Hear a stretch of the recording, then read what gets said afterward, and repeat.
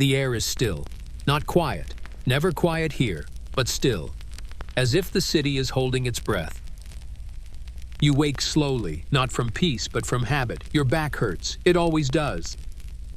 The straw under you has shifted again, and the floor beneath is harder than you remember. It doesn't matter. You're awake now.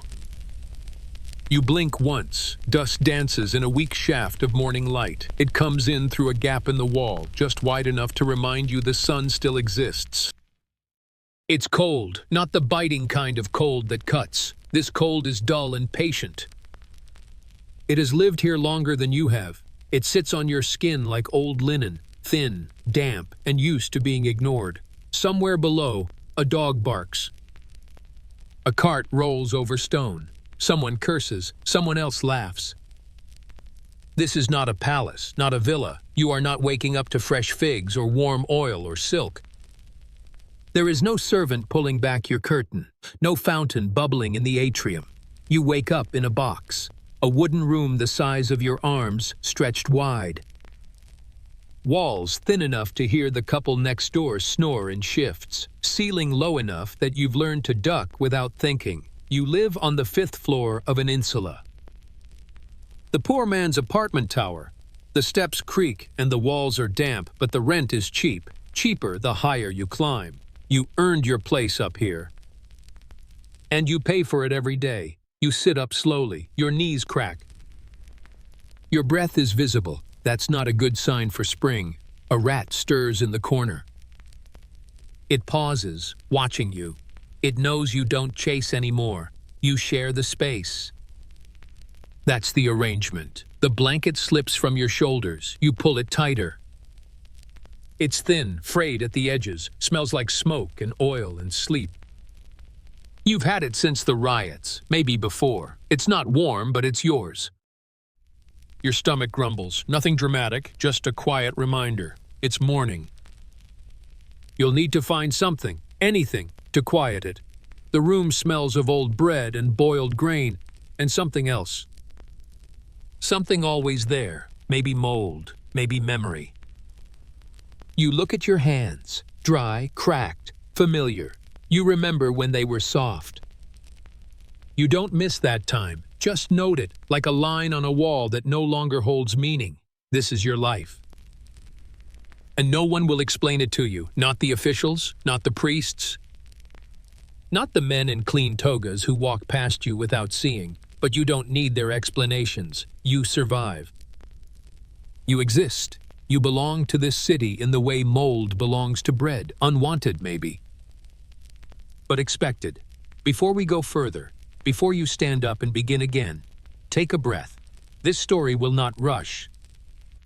It is not about emperors or epic battles or golden laurel crowns. This story is about you. The ordinary. The forgotten. The ones who left no monuments but wore grooves into stone just by walking the same road every day. If you're still here, still listening, maybe this story belongs to you too. Take a moment to like the video and subscribe to the channel, but only if you truly feel at home here. These stories are made for quiet minds and steady hearts, and if you're watching this late at night in bed in silence, leave a comment and tell me, what time is it where you are? Because this isn't ancient history. This is your morning, your blanket, your breath in the cold air of Rome. And you haven't even stood up yet. You stretch your legs before standing. Not to limber up, just to check. Sometimes, after a night like this, your knee decides it no longer works. Or your hip refuses to follow instructions. There's no warning. Only the quiet protest of a body used for labor, not comfort. But today it obeys, barely. You stand, slow and crooked, as if unfolding from a drawer. The floor creaks under your heel. A neighbor coughs. Thin walls. Thin privacy. You don't speak, not because you're quiet, but because there's no one here to speak to. And even if there were, what would you say?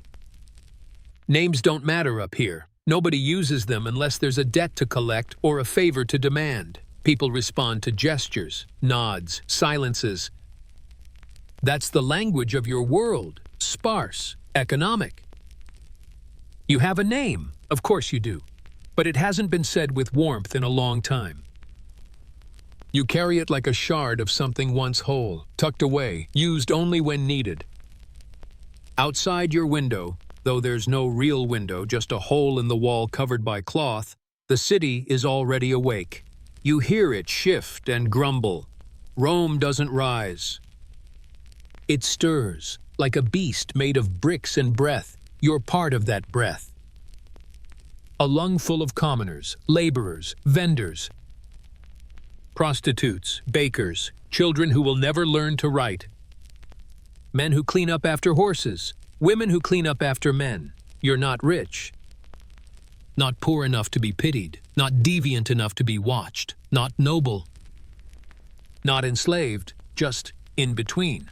And that, here, is the same as invisible. You live in the crack between categories, too decent to steal, too dirty to be trusted.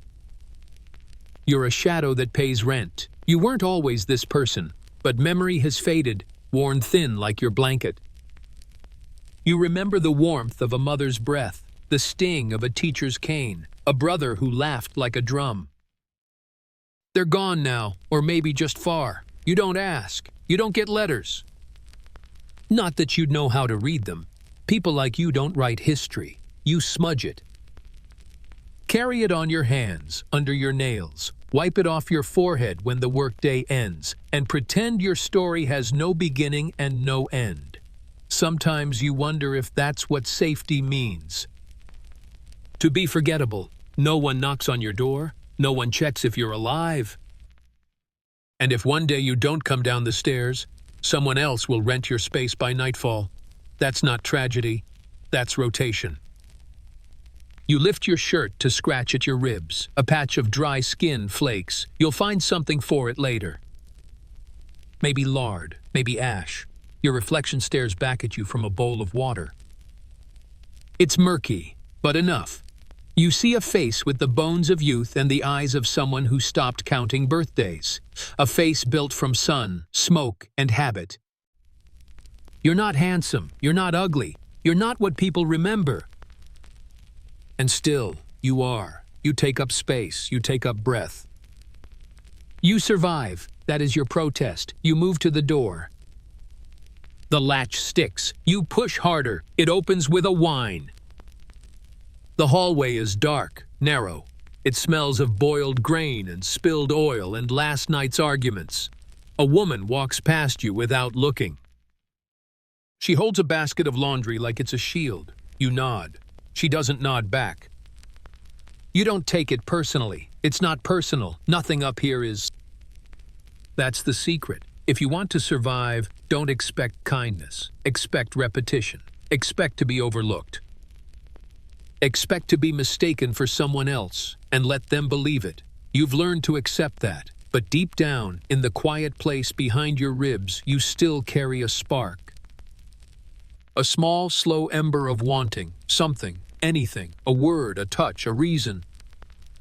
Not today, not yet, but maybe. You descend the stairs, one creaking plank at a time. The wood groans. Your foot slips once. You catch yourself. Reflex. You've done this 1,000 times. Outside, the light is pale, uncertain, the kind of day that doesn't promise much. You step into it anyway. No one announces your entrance. No one bows. And still, you are. The stairs behind you creak one last time, then vanish into the echo of morning. You stand just outside your door, feet planted on a crooked stone landing. To your left, more stairs, winding upward toward the roof where pigeons nest and lovers sometimes argue. To your right, the descent toward the street, where the day waits, impatient and loud, but you don't go yet. Instead, you turn back and look, your room, your space. Your world, it's not much, a square. 4 boards and a borrowed lock, no windows, just a slit in the wall that lets in more cold than light. Sometimes a breeze brings in the scent of fish from the alley. Sometimes the cries of a baby from 2 floors down. The walls are thin, made of cheap timber and plaster. One punch from a drunk neighbor could end the illusion of privacy. But that rarely happens. No one wants to know you that badly. Inside, one bed, or something like it, a wooden frame with rope slats and a sack of straw flattened from years of sleep. The rope sags. You shift your weight carefully every night, choosing which side of your spine will ache in the morning. There's a small stool, a cracked bowl, a dented pot. A pile of rags that used to be clothes, a tiny oil lamp that burns too fast, even when you ration it like blood. And on the wall, near your bed, a nail. From it hangs a piece of cloth, once white, now the color of dust and smoke. You've never washed it, not because you're lazy, but because you're afraid it might fall apart. It belonged to someone once, maybe still does. You touch it sometimes before sleep. Not for luck, not for prayer, just to remind yourself you're still here. The ceiling above you is stained with watermarks. Rain doesn't knock, it leaks, drips into the corners, grows mold in the seams. In winter, you hang a bowl from a rope to catch it. In summer, the bowl catches flies. The floorboards groan when you shift your weight. You've learned which ones to avoid. You know the pattern by heart. It's your music. Your map. Beneath you, the voices begin. Someone is arguing about a debt. Someone else is crying, softly, rhythmically, as if it's just another part of the day. A child is being told to hush. The baby doesn't listen. Neither do the rats. There's always someone home, and never enough space. You've heard people talk about villas, open courtyards, painted walls, gardens with fountains shaped like gods. But you've never seen one. Not really. Only glimpses through iron gates as you passed by on errands, like dreams glimpsed through the bars of sleep. This is not that. Your ceiling is their floor. Their waste drains past your walls. Their fire warms the water that never reaches you. And when something breaks, it doesn't get repaired, it gets forgotten. Like everything up here. You live at the top. Not for the view, there is none, just sky and chimney smoke. You live at the top because that's what you can afford. The landlord doesn't come here. He sends a boy to collect the rent, and the boy never removes his sandals. He looks at you like you're part of the architecture, something decaying but still standing. You don't blame him. This place is not built to last. Neither are the people in it, but for now it holds you. And in a world like this, that's enough. You step inside again for a moment, not because you forgot something, just to look. You trace the edge of your bed with your hand, touch the frayed blanket, straighten the stool. These rituals don't change anything, but they matter. They're yours. A spider watches you from the corner. You nod to it, then you step back out. The city is waking faster now. The noise climbs the stairs, bold and unashamed. You take a breath, you close the door. It doesn't latch fully, but you leave it anyway, because this is Rome. And even in silence, she keeps moving. You descend the final flight of stairs, one hand trailing the wall. It's still dark down here. Not night dark, just early. Rome wakes in layers, first the animals, then the children, then the city itself. The floor beneath your feet is cold stone. Your soles remember it. They always do. The chill travels upward, like a rumor. Your toes curl, not in protest, just reflex. The kind born from knowing discomfort well enough to greet it without surprise. Your breath clouds faintly as you exhale. Someone is already shouting. It starts as a bark, a guttural growl from 3 stories below. Words you can't make out yet, but the rhythm is familiar. It's not anger. Not truly. Just a man reminding the world he still exists. He's shouting at a mule, or a child, or his own echo. You listen for a beat. Then the hens begin, 2 floors down, one clucks. Another responds. They don't scream, but somehow they're louder than the man. Your nose twitches. Smoke, not the soft curl of incense or the clean burn of olive oil. This is thick smoke. Wet wood, damp cloth, something scorched in a rush. Someone's fire went out last night and they're forcing it back to life. It stings your eyes. Not enough to cry, but enough to remember you haven't blinked properly yet. You cross the narrow hallway. A door creaks behind you. Someone's arm appears, tossing a chamber pot's contents into the alley. You step back just in time. The liquid hits the cobblestone with a tired splash. Steam rises. A rat squeals and vanishes. You keep moving. At the bottom of the stairwell, the door to the street leans crooked on its hinges. You push it open with your shoulder. It sticks, then gives. The morning hits you like a wave of stone and sound. Hooves on wet pavement, wheels clattering over uneven ground. Shouting in Latin, in Greek, in curses older than language. You step aside as a man hurries past, holding 6 live chickens upside down by their feet. Feathers flutter. One wing slaps your arm. You don't flinch, you've been slapped harder by less. The air outside is not fresh. It's a stew of everything. Manure, bread, fish, piss, ash, damp wool, rotting leaves. And beneath it all, the stubborn scent of the Tiber River, muddy and metallic like coins left too long in the mouth. You take it in, all of it, because this is the morning. This is how it always begins. You wrap your cloak tighter. The hole in the sleeve has widened. A single thread dangles. You pull it off without thinking. A child runs past you barefoot. He's laughing, but the sound is thin, more survival than joy. You move slowly, not out of leisure but caution.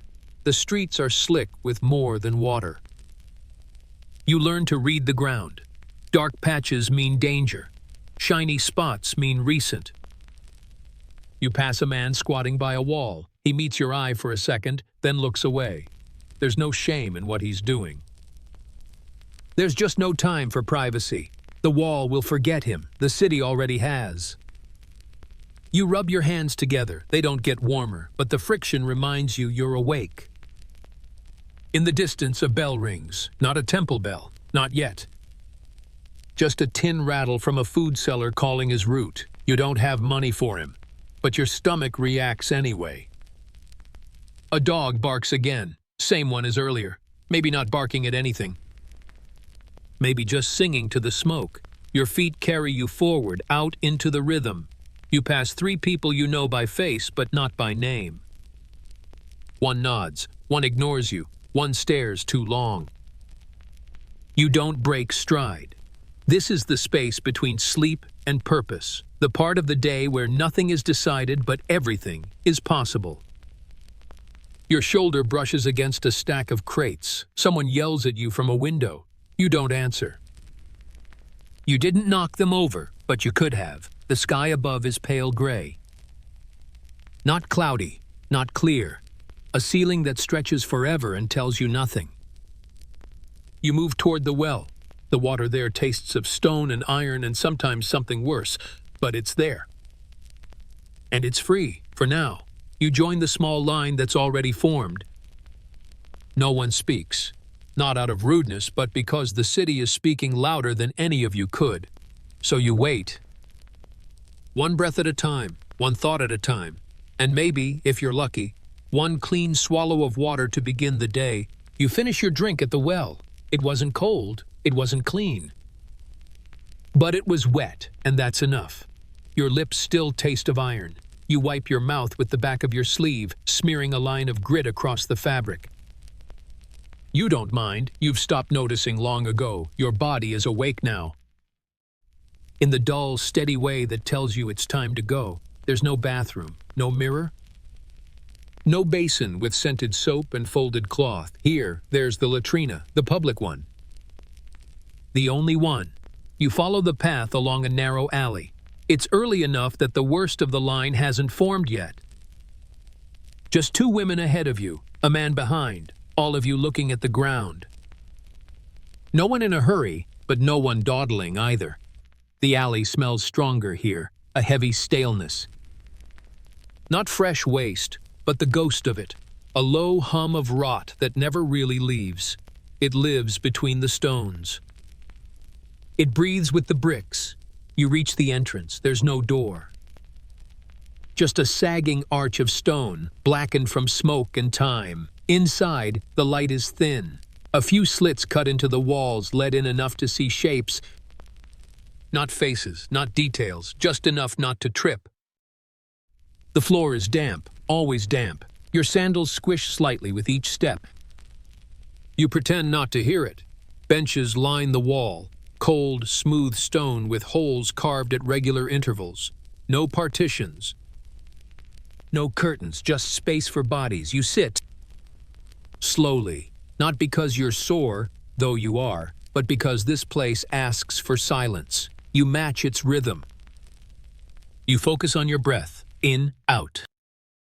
Don't look left, don't look right, not because you're ashamed, but because you know the rules. No one speaks here. No one makes eye contact. This isn't a place for conversation. This is a place for forgetting yourself, your neighbors, your needs. Beside you, a woman shifts. The fabric of her tunic brushes the stone. Her elbow nearly touches yours. You both pretend it doesn't. There's a channel of running water beneath the seats, a shallow stream meant to carry things away. It murmurs, faint and constant. Sometimes you think it sounds like whispering. Today it sounds like apology. You finish quickly, not because you're in a rush, but because the longer you sit, the more your body remembers that it doesn't belong here. You stand, adjust your tunic. Step to the side where another channel runs parallel to the wall.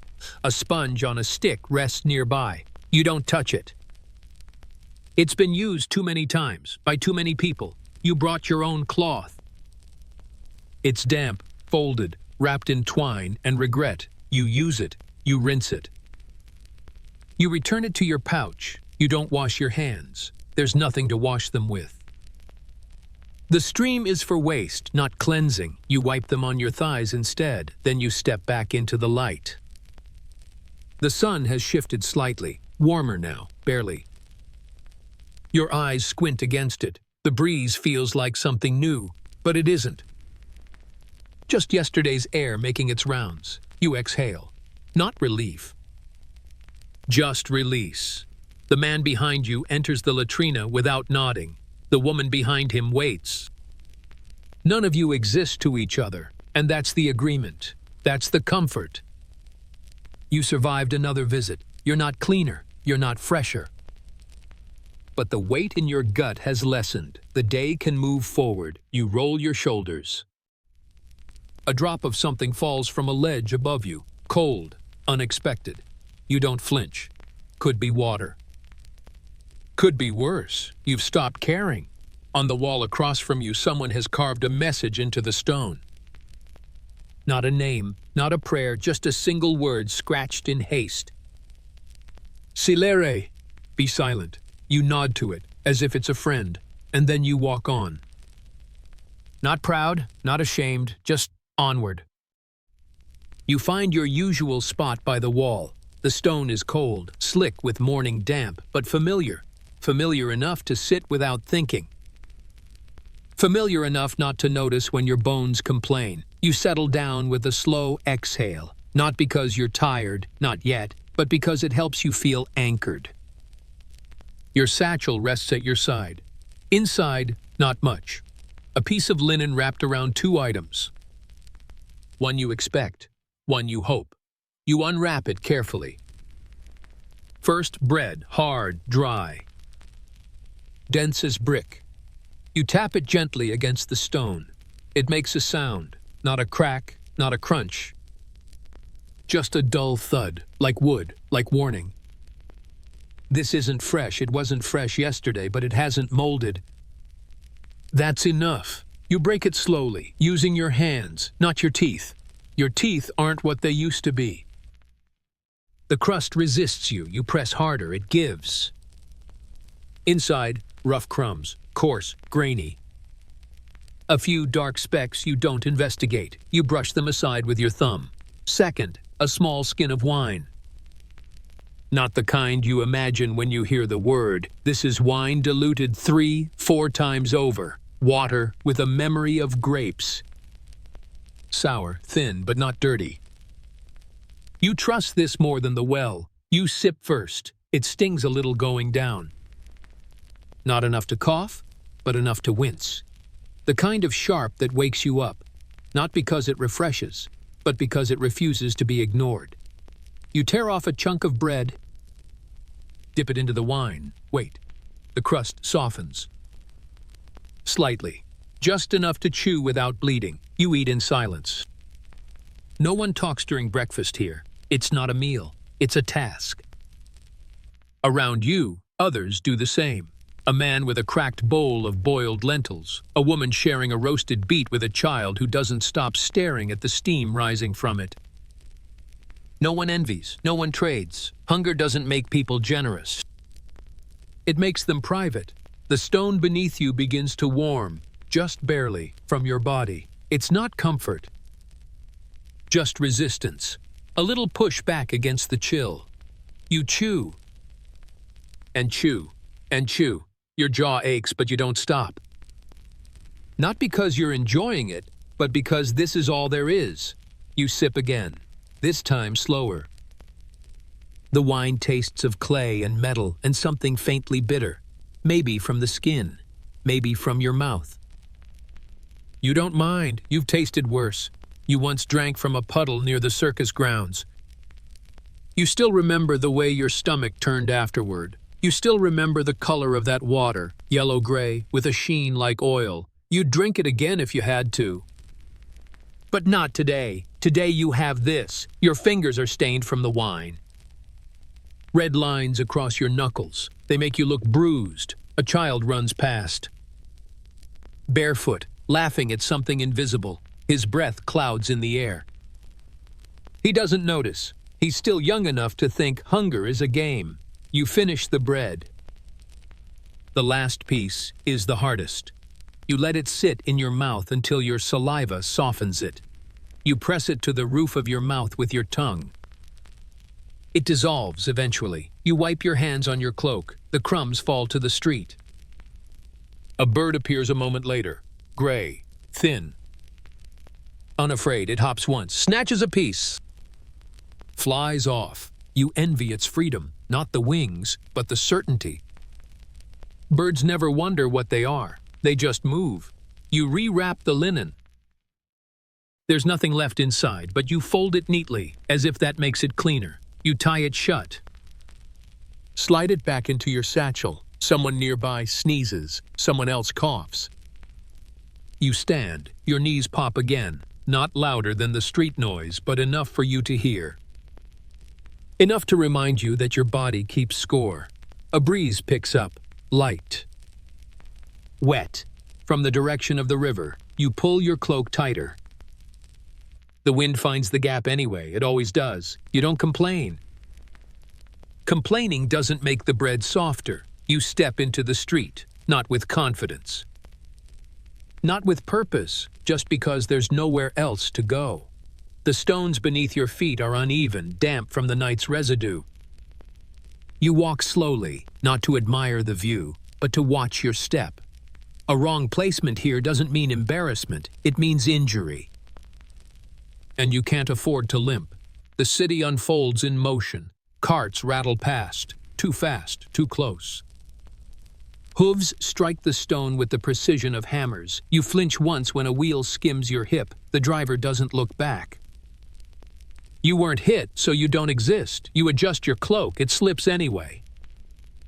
A vendor shouts from behind a heap of bruised olives. His voice cuts through the street like a thrown knife. You don't understand all the words. Some are Latin, some Greek, some just noise. But the rhythm is universal. Buy this, eat this, hurry before someone else does. You pass him, not because you're uninterested, but because you can't afford to be tempted. The smells hit harder now. Rotting cabbage, horse urine, wet wool, old fish, fresh bread from a stall you can't afford to look at directly. The contrast is cruel, sweet and sour, hunger and disgust, layered until your nose stops trying to make sense of it. A man to your left is relieving himself in a corner, no shame, just necessity. You keep your eyes forward, step wide to avoid the puddle. You duck as a low-hanging awning sags overhead. It leaks, water or something like it. drips into the collar of your cloak. You shiver, but only once. A child shoves past you, chasing a wooden wheel. His foot catches yours. He falls. Looks up at you with wide eyes. Not angry, not scared, just there. Then he's gone again. You keep walking. The streets narrow, then widen, then split without reason. Rome was not designed for clarity. It grew like a vine, tangled and unbothered by order. You pass a butcher. His stall drips blood onto the street. A dog licks the stone. The butcher slaps it away, then wipes his knife on his apron and returns to his work. You hear a squelch, a snap, meat on marble. Flies buzz, confident and territorial. You pass a woman singing. Her voice is too sweet for this place. It makes you pause, not because of the melody, but because no one sings without reason. You glance. She's holding a baby, singing to it, or maybe to herself. You move on before the softness unsettles you. A pair of soldiers pass in formation, leather creaking, metal glinting. Everyone makes room without needing to be told. You do too, not out of fear, just instinct. Their eyes move across the crowd like blades. You avoid their gaze. They don't stop. Not this time. A man stumbles out of a tavern, laughing too loud for the hour. His tunic is stained, his face wet with something that isn't wine. He grabs your arm as you pass. "Do I know you?" he asks. You don't answer. He doesn't wait for one. He releases you, laughs again. Disappears into the crowd like foam into water. You rub your sleeve where he touched it, not because you're afraid of disease, but because you're tired of being grabbed. Further down, a priest waves incense at a corner shrine. The smoke curls upward. A woman drops a coin in a bowl. The priest doesn't thank her, doesn't look up. The shrine is for Mercury, or maybe Fortuna. The paint has faded. The face is smeared. The gods blur together when you're hungry. You don't stop. You whisper something, though, a habit, not a prayer. Just a piece of air shaped like hope. The street bends again. Your foot catches on a broken tile. You stagger, but don't fall. A man sitting nearby laughs. He's missing teeth. He holds out a palm, not to help, but to beg. You meet his eyes. For a second, you see yourself. Aversion. A warning. You drop a crumb from your pocket into his hand. Not kindness, just debt paid forward. He nods once. And you keep moving. The sun climbs a little higher. You don't feel it. Shadows stretch across the wall. People bump your shoulder, push past without apology.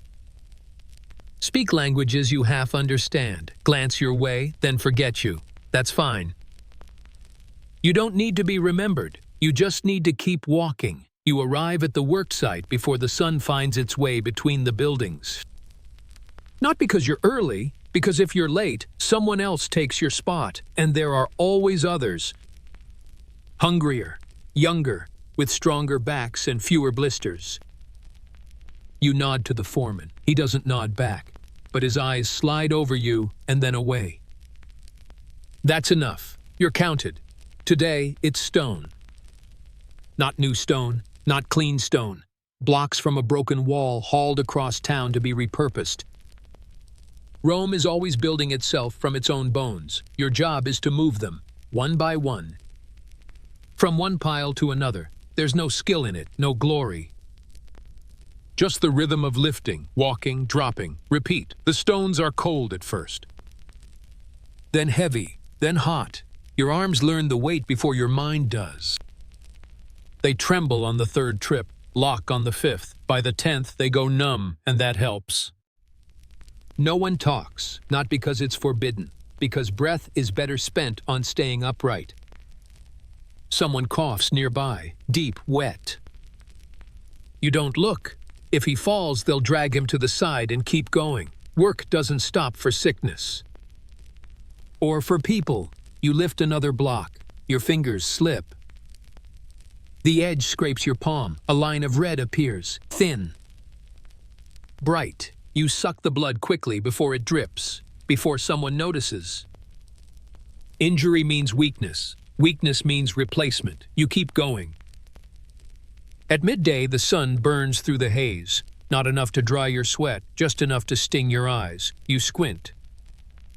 Adjust your grip. Another stone. Another step. There is no break. Not officially. But some workers pretend they need to retie their sandals, or check the angle of the stack, or urinate behind a pillar. Anything to rest without admitting it. You crouch near a barrel of water, dip a cloth. Wipe the back of your neck. The cloth smells sour, but it's wet. That's enough. Someone hands you a piece of fig bread. You don't ask why. You take it. Chew slowly. The fig is dry. The bread is stale. But for a moment, your mouth forgets the taste of dust.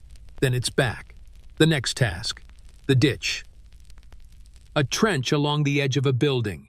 Drainage, they say, but it's filled with more than water. You grab a spade. Not new, not sharp. The handle splinters beneath your grip. You dig anyway. Sludge. Clay. Rotten things. You don't ask what. You just shovel. The smell rises with every scoop. Thick. Alive. It crawls up your nose, into your throat. You breathe through your mouth. Then regret it. You gag once, quietly. No one hears, or pretends not to. You wipe your face with your sleeve. The mud leaves a mark that looks like bruising. You don't bother cleaning it. The foreman passes. Doesn't stop, just grunts. That means you're still doing fine. A few stones fall from a cart nearby. Loud, sudden, everyone flinches. You look up, no one was crushed, not this time. You return to your work. The day folds into itself, sweat stings your eyes. Your arms move without thought. The tools feel like extensions of your hands, not useful ones, just dull, aching weights. You smell yourself. Salt, dust. Sour cloth, you're used to it, so are they. The man next to you mutters something. You don't catch it. Doesn't matter. You're not here to talk. You're here to disappear beneath effort, and you're doing that well. By late afternoon, your legs burn. Your fingers tremble when they try to close. The wound on your palm has reopened. You wrap it with a strip torn from your hem. No one offers help. And you don't ask. Because this is the deal. You trade your body for one more day of not starving. There's no insurance. No thanks. No promise of tomorrow. But there is the slow understanding that, for now, you are still needed. And that's enough. You lift one more stone, let it fall into place. And for a second you think, this is all I do. Then you remember, you still do it. You wipe your hands on your cloak again. They're not clean, just less filthy. The day isn't over, but the worst of the labor is behind you, for now. You stand near a wall, in the shade. A narrow sliver of silence between tasks. You don't sit. Sitting invites rest. Rest invites questions. Instead, you wait. And while you wait, you watch. That's the real language here, not Latin, not Greek. Not the shouted prices or the chants of prayer. The language is movement. A glance held half a second too long. A shoulder turned too sharply. A whisper shared behind a palm, meant to look accidental. You've learned it. Not in school, but in stairwells and markets, between mouthfuls of bread and silences that lasted too long. You know how to spot someone who wants something before they speak. You know who's lying by the way they grip a coin. You know when someone's hiding something by how still they stand. The city has rules. But not the ones carved in stone. The real rules are quieter, softer, more dangerous. You nod to the woman passing by, not because you know her name, but because she's seen you before, and today she looks tired. That's enough. She doesn't nod back. That's not rude. That's information. You tuck it away, along with the memory of the boy who ran past earlier. and the soldier who looked twice at your hands, and the man who dropped his eyes too quickly when you caught him staring at your bread. These things don't scream. But they mean. There's a hierarchy in your part of the city, not written, not spoken, but felt, understood. Enforced through rhythm, not decree. You know who not to cross. You know who to avoid standing too close to. You know which stalls you can lean against without being told to move. You've been warned before, not with words. With a shift of stance, with the sudden silence that falls when you approach a group, with the feeling of 3 people laughing while looking past you. And you've done the same to others, because here, politeness is a luxury. Kindness is a tool. And conversation? Conversation is a test. A man approaches. Not quickly, not directly. He stops 3 steps away. Picks up a rock, drops it, says nothing. You glance at him. He doesn't meet your eyes. That's the signal. Not today. You nod. He walks away. You don't know his name either, but he's important enough to notice. Not because of power, but because people listen when he doesn't speak. You used to try to talk more, tried to joke, ask questions, make people laugh. It didn't go well. In your part of the city, silence means strength. Noise means weakness. Now, when you speak, it's measured. Weighted, sparse. Someone bumps your shoulder. Not hard, not soft. You turn. A boy, maybe 12, his eyes flick toward your satchel. You shake your head once, small, final. He walks off. You don't look back. You've learned that being seen is not the same as being noticed. It's better to be useful than liked, better to be remembered for strength than for kindness, and better always to stay quiet until you know what the room wants from you. A woman nearby drops her basket. A few apples roll across the stone. You hesitate.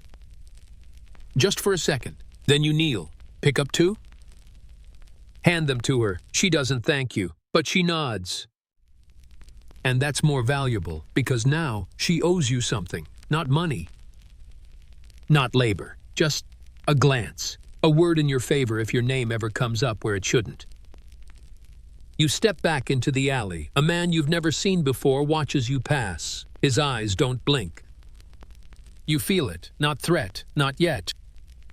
But notice, and that's dangerous. You adjust your cloak again. Lower your gaze just enough to show indifference. Not fear. Never fear. Because fear is loud, and loudness is the first step toward being marked. You move on. The street closes behind you like water, and you let it. The air thickens as you approach the courtyard. You smell it before you see it. Smoke, grease, steam, ash, the breath of a dozen different fires, none of them clean. This isn't a kitchen. It's a shared hearth, carved into the side of a crumbling wall, half covered by a sagging wooden roof and blackened by years of flame. There's no chimney. The smoke curls low, clings to your face, seeps into your cloak. It doesn't rise. It settles. You squint. The light here is harsh, orange, alive. Firelight bounces off pots and skin and bare stone. Faces glow and flicker, blurred by smoke and movement. The ground is slick. Your feet remember where not to step. Someone shouts. A pot tips. Water splashes. No one screams, but a boy curses quietly as steam scalds his wrist. He shoves his hand into a wet cloth and keeps stirring. You wait your turn. There's no line, just memory. Everyone here remembers who arrived when, who cut in yesterday, who spilled, who stole. You reach into your satchel and pull out a small pouch of barley. It's all you have today. Not enough for a real meal, but enough for something warm. A space opens near the fire. No one invites you. You step in anyway. You set down your pot, a battered tin thing with a handle wrapped in old twine. You pour in water from a shared bucket. It smells faintly of fish, but it's warm. That's something. You add the barley. Stir slowly. The motion soothes you, even if the pot remains stubbornly thin. Someone to your left offers a pinch of salt. No words. You nod. Accept. Drop it in. The fire hisses as the mixture begins to bubble. A weak, grayish foam creeps along the edges. You scrape it down with the back of your spoon. To your right, a woman stirs something thick and red. It smells like lentils or maybe crushed beetroot. She doesn't speak. Her eyes are locked on the pot like she's guarding it from the world. Across from you, a piece of meat falls. A single slice, thin, oily, precious. Time freezes. 3 people see it hit the stone. Only one moves. A man lunges, scoops it up. Blows on it once, eats it whole. The girl who dropped it doesn't speak.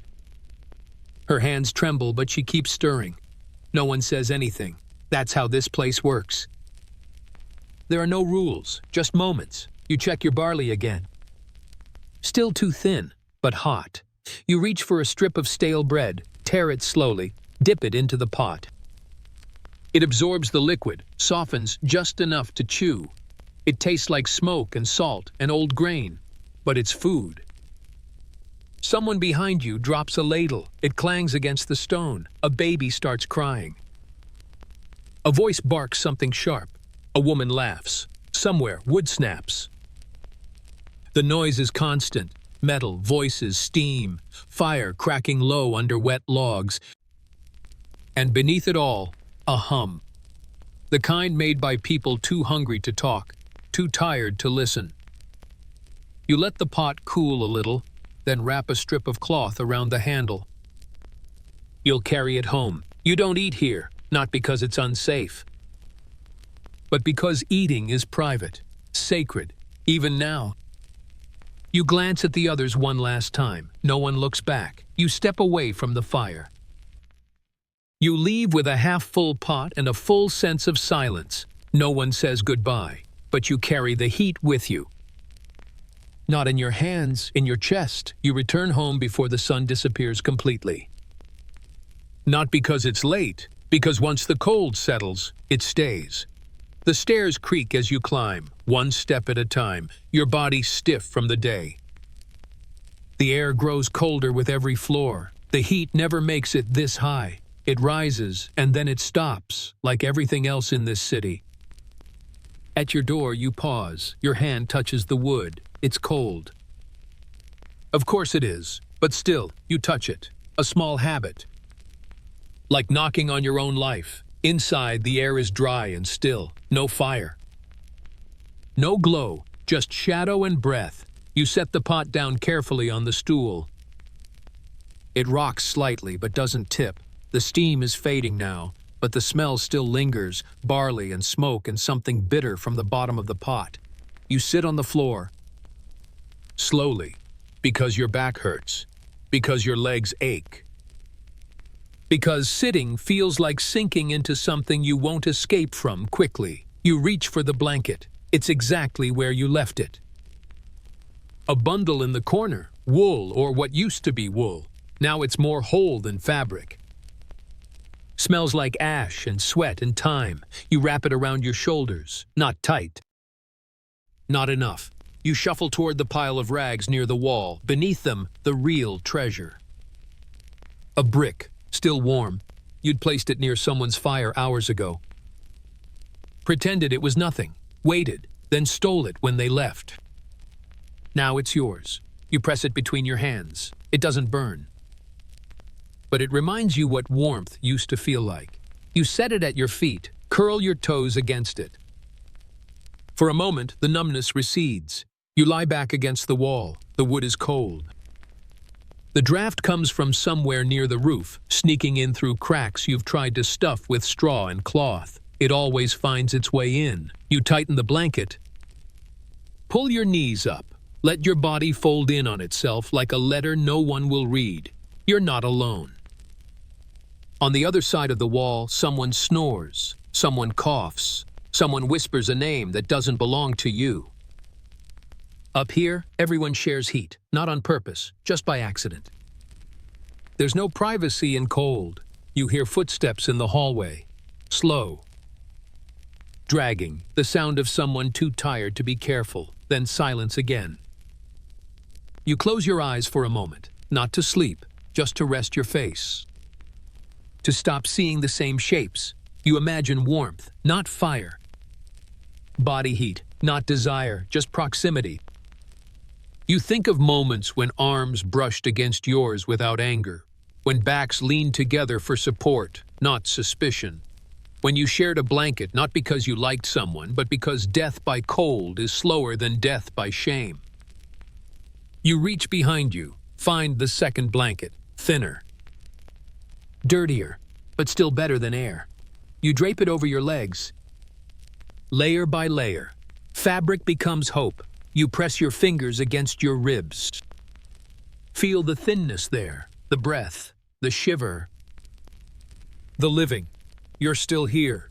You whisper it, barely. I'm still here. It doesn't change anything. But it's something. The wind scratches across the roof. You listen. And underneath the wind, life. Someone hums a song you don't know. Someone sharpens a knife with soft, rhythmic strokes. Someone prays, out loud, not for show, but for rhythm, for something to do with their mouth while their body fades. You press your cheek against the blanket. It smells like smoke, like hands, like years. You don't flinch, you welcome it, because when the cold comes, and it will, what saves you won't be fire or gods or strength. It will be layers of cloth, of silence, of stubborn, steady staying. You close your eyes again, and this time you let the dark hold you. You feel it before you admit it. It starts in your throat, not sharp, not urgent, just a scratch.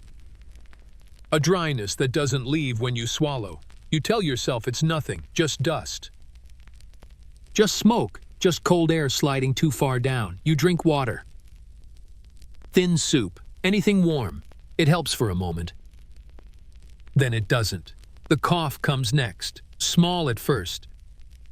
One or two bursts, easily hidden. You cough into your sleeve, into your blanket, into silence. You learn to hold it in until you're alone. Because once people hear it, really hear it, you stop being part of the room. You become risk, warning. You become something to step away from. You don't have a doctor. You don't even know what a real doctor looks like. You've heard they exist, men in white robes with jars of powder and words from books. But they don't come here. They don't climb these stairs. People like you get other things, boiled roots, oily cloths, honey if you're lucky. A whispered chant from the woman who sells herbs near the broken fountain. She doesn't ask what hurts. She just looks at your face, your fingers, your eyes. Then she gives you a bundle wrapped in string and says, "Breathe this, twice a day. If you make it to the third, you'll be fine." The fever comes slow, not fire, more like fog. You notice you've stopped noticing things. The chill feels distant, like someone else's problem. Your hands tremble. Not because of fear, just because they forget how to stay still. You stop leaving your room. Not because you can't, but because the stairs look longer every hour. The street noise fades. The neighbors become shadows behind thin walls. You hear them laugh once, and it sounds like it's coming from another world. You pull the blanket tighter. You press the warm brick to your stomach. It's not enough, it never was. At night, the cough gets worse. Your body shakes when it comes, like something inside you is trying to leave. The air tastes metallic. Your lips crack. You stop counting time. Days become stretches of light and dark. Meals disappear. The barley goes uneaten. You dream of water, of oranges. Of someone's hand on your forehead, not checking for heat, just being there. You wake and the blanket is damp, not from sweat, from breath. Yours, heavy, labored. Fragile. Someone knocks once, then leaves. They don't want to come in. They just want to see if you're still breathing. That's care here. That's love. A knock. nothing more. You whisper to yourself, words you don't believe, names you barely remember. The gods don't answer, but neither does the illness. It just waits. It doesn't rush. It takes what it wants, when it's ready. You reach for the cloth pouch near your bed. Inside, the herbs, crushed, faintly bitter. You bring them to your nose. Inhale deeply. It burns. Makes your eyes water. You do it again. The fever stays. But you're still here, still coughing, still cold. Still you. Fear doesn't shout here. It whispers. It settles. It lives beneath the floorboards and inside the walls.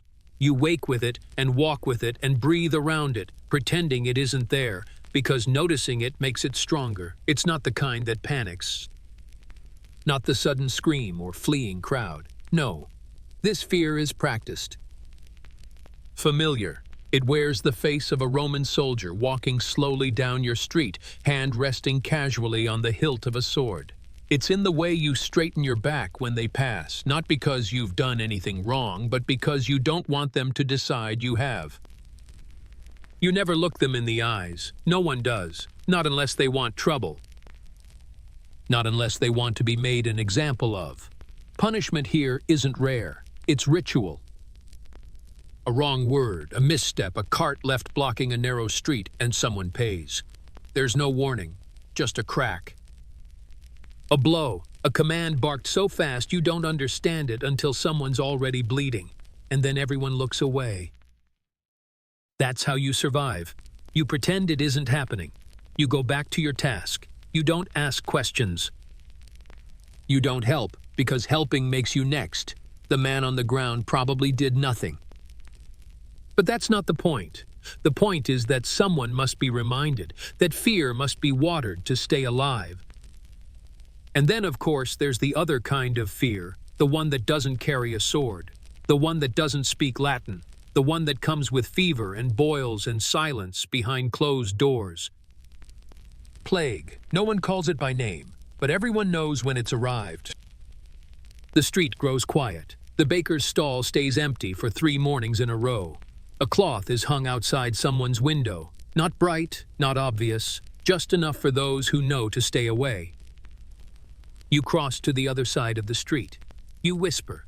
You burn old herbs. You avoid the well even though you're thirsty. You try not to breathe too deeply. You try not to think. You've seen it before. A neighbor starts coughing. Then the door closes. Then no one sees them again. Maybe they got better. Maybe they didn't. You never find out. You don't ask. That's the rule. Don't invite death by speaking its name. Just hope it passes your door. Just hope it finds someone else more interesting.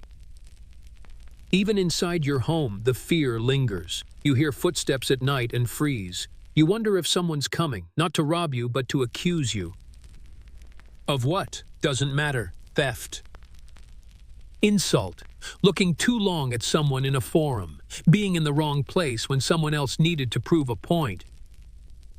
You don't need to be guilty, you just need to be convenient, so you move carefully. You speak softly, you listen closely, you avoid confrontation even when you're right.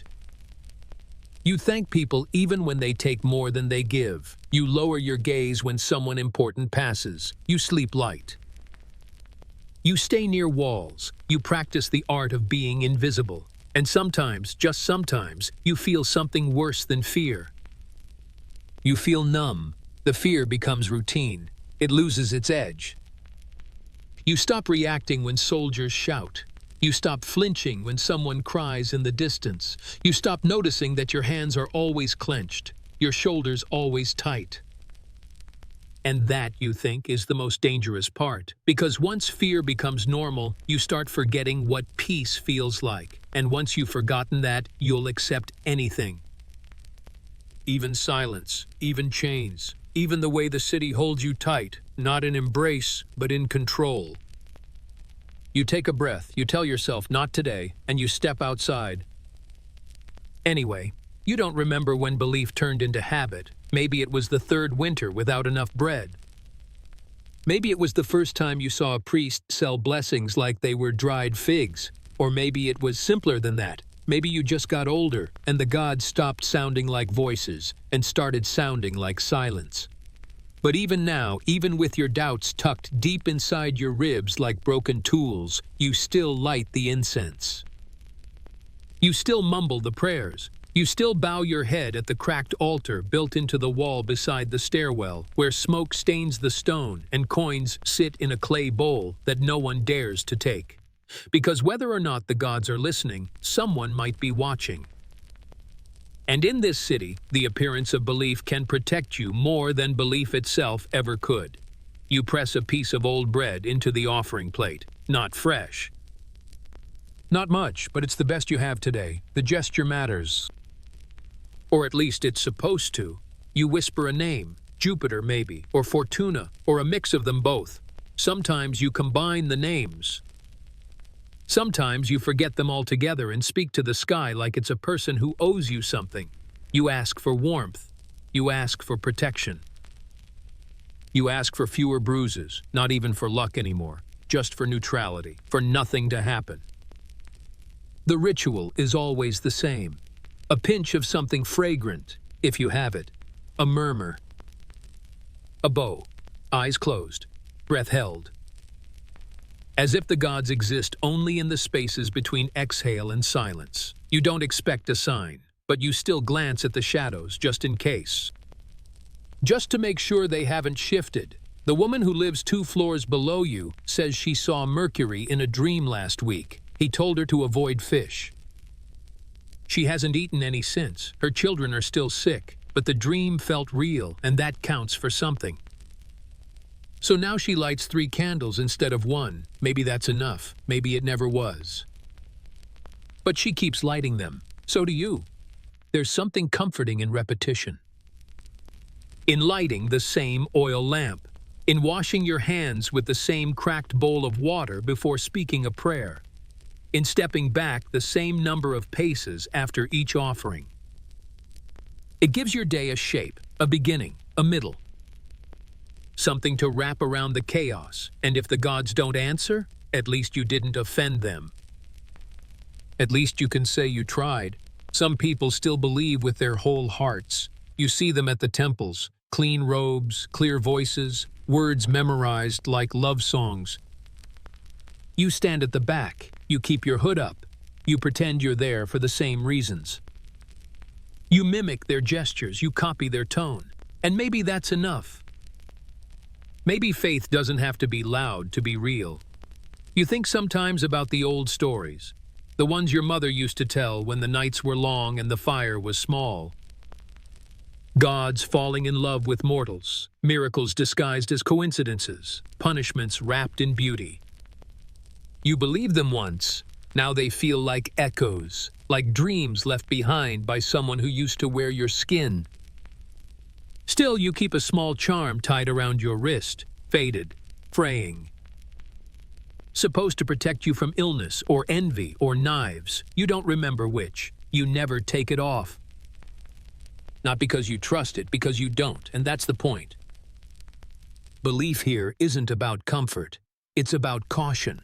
About keeping a finger on the thin thread that holds the world together, even if you don't believe it leads anywhere. You finish your prayer, you bow once, not deep. Not proud, just enough. And then you walk away, leaving the bread behind, letting the smoke rise, watching it fade like a thought that never needed to be spoken aloud. Joy doesn't announce itself here. It doesn't arrive with trumpets or banners or parades. It comes quietly, slipping in like dusk, unnoticed until it's already wrapped around you. Tonight, there's a festival, not one of the grand ones, not the kind with horses and torches and coins tossed into crowds. This one is smaller. Local, almost secret. You wouldn't know it was happening unless you lived close enough to feel it. But now, as the sky darkens, lamps begin to appear, one by one, set out on windowsills, ledges, stones near doorways. Not expensive ones, just small bowls of oil with scraps of string burning slowly. The kind of light that flickers even without wind. You stand at the edge of the alley, watching the glow spread from wall to wall like a gentle infection. No one calls it a holy night, but people behave like it is. Voices are softer, faces are more open, even the dogs seem quieter.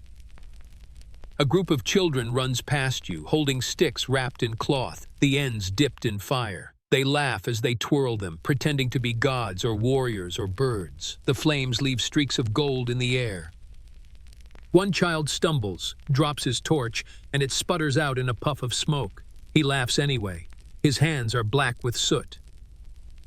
No one scolds him. Near the center of the courtyard, someone begins telling a story. An old man, bent like a shepherd's hook, with a voice that scratches like worn wool. People gather, not in rows, not in silence, just close enough to listen. He speaks of a time when Rome was younger, when the river ran clearer, when the gods still walked the streets disguised as travelers. You've heard it before. Everyone has, but tonight it feels different, not new, just welcome. Like an old song hummed under the breath when there's nothing else to do. You find a place to sit, a patch of stone that's not too wet. Someone hands you a piece of roasted chestnut, still warm. You nod in thanks. You don't know their name. They don't ask yours. That's how kindness works here. It's rare, but when it comes, it doesn't come with a ledger. The lamps glow brighter now, or maybe it just feels that way. The smoke rises in soft columns, carrying the smell of oil, wood, sweat, and something sweet, figs or honey or the memory of both. A woman sings quietly to a baby in her lap. The melody is cracked and off-key, but the baby stares at her like she's made of stars. You look away, not out of shame, but out of respect. Some things are meant to be observed without claiming. You think about how long it's been since you laughed without watching the door, since your shoulders weren't tight, since your thoughts didn't carry weight. And tonight, just for a breath, you forget to worry. You let the warmth of the lamp beside you touch your fingers. You let yourself feel full, even without food. The man finishes his story. The crowd murmurs. No applause, just silence, the good kind, the kind that says we heard you. People begin to drift away, one by one. Lamps are blown out with careful fingers. Children are gathered. Leftover embers are stamped out. You stay a little longer, because the night is soft in a way it hasn't been for weeks. Because you know it won't last, but while it's here, you let it hold you, not tightly. Just enough. You don't go inside their houses. People like you aren't supposed to. But sometimes, a door swings open at the wrong angle, or a servant forgets to close a shutter, and you catch a glimpse. Not much, just enough to know you don't belong there. Firelight that doesn't flicker like yours. It glows, slow and steady from a built-in hearth, not a borrowed flame in a cracked pot. The walls are painted, not patched. The chairs have cushions, the floors shine, the room smells like wine and citrus and meat that's been roasted slow, not burned fast. You see them sometimes in the early evening, lounging in their courtyards, sipping from clay cups that are newer than anything you own. They laugh easily. Their hands are soft. Their clothes fall just right, like the fabric knew how to behave before it touched their skin. Even the way they chew seems different, slow, absent-minded, like food is a background noise to their stories. You wonder what it's like to be full and forget you are. To eat because you're bored, not hungry. To push something away because it's too salty, too sweet, too familiar. You've never done that. You've never had that luxury. Everything you eat has a purpose. Survive the next hour. Survive the next day. There's a house on the hill near your insula. You pass it sometimes on errands, your path curved just enough to see its entrance. The steps are clean. The stone is smooth. The guards don't even look at you, unless you get too close. Then their eyes narrow. Not hate, not even fear, just dismissal. The way someone looks at a crack in the wall they haven't decided to fix yet. You once saw a young girl step out of that house, maybe your age, maybe younger. Her cloak was lined with fur, Her sandals had gold thread. She was carrying a small dog, something too clean to know the street. She looked at you for 1 second, maybe less. You smiled. Reflex, polite, instinct. She didn't smile back, just kept walking. Her world didn't include you, but yours includes her. You know the smell of their food, the echo of their music, the curve of their roofs. You see the fruit that rots on their steps. You sweep the dust from their doorways. You carry their waste. You clean what they forget, and yet they are not cruel. That's what makes it worse. They are polite, distant, kind in the way a statue is kind, silent and beautiful and unmoved. You hear stories about their feasts, boar roasted whole, soaked in wine, grapes peeled by hand. Garum so thick it clings to your teeth, platters stacked with cheeses and nuts and honey. You can't picture it. You've never had more than 2 things on a plate, and they eat in private, behind walls, behind curtains, behind rules. When they're sick, doctors come to them. Real ones, with tools and knowledge. When they're cold, fires are built for them before they feel the chill. When they cry, no one tells them to be silent. You try not to hate them, because hate is heavy. And they're too far away to feel it anyway. But still, you watch and wonder. Not what it's like to be them, just what it's like to not be you. To sleep without listening for footsteps. To walk without knowing your name might vanish if said too loudly. To trust the next day to look like this one. You turn away from the house on the hill. You adjust your cloak. The wind doesn't reach them like it reaches you, but it still blows the same direction. And for now, that has to be enough. You come back down from the hill before it gets dark. Not because you're afraid, though you should be, but because looking too long at what you can't have starts to eat at you. So you walk the long way home, through alleys that know your name, past doors that creak the way they always have, past faces that don't flinch when they see yours. These are your people, not friends, not family, not by blood, but by condition. You recognize them by the way they move, by the way they lower their shoulders, tuck their hands into their sleeves, keep their heads just slightly down. Not in shame, but in efficiency.